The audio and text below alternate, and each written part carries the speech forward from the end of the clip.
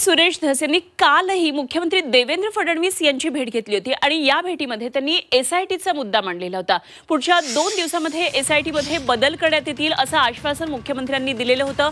तेव्हा सुरेश धस आणि मुख्यमंत्र्यांमध्ये कालची बैठक, आज अजित पवारांबरोबरची बैठक, सुरेश धस यांच्या या अशा प्रकारे भेटीगाठी वाढलेल्या आहेत।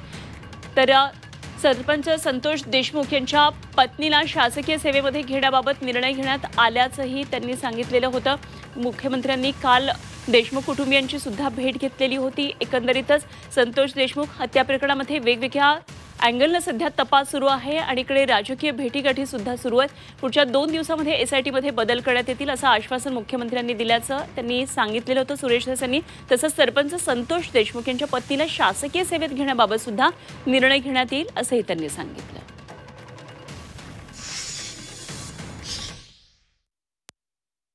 संतोषच्या ज्या सौभाग्यवती आहेत, मिसेस आहेत, त्यांना शासनाच्या नोकरीमध्ये सामावून घेण्याचं आणि तेही लातूर जिल्ह्यामध्ये, कारण ते मुलं जे आहेत, संतोषची मुलगी ही 12वीला शिकते आणि मुलगा 7वीला का काय शिकतोय, 5वी का 7वी, तर ते जर नोकरीला लावून घेतलं ते महसूल विभागात लावावं, जलसंपदात लावावं किंवा अन्य कोणत्या विभागात लावावं, ते फक्त लातूर जिल्ह्यामध्ये त्यांची पोस्टिंग असावी अशा प्रकारचा आम्ही आग्रह धरलेला आहे। कारण लेकरा बाळाचं शिक्षण हे थांबू नये म्हणून हा निर्णय मुख्यमंत्री महोदयांनी या ठिकाणी केलेला आहे। एसआयटीमध्ये बदल करण्याच्या बाबतीमध्ये माननीय मुख्यमंत्री महोदयांनी तात्काळ आदेश दिलेले आहेत आणि पुढील 2 दिवसामध्ये एसआयटीमध्ये बदल झालेला आपल्याला दिसेल।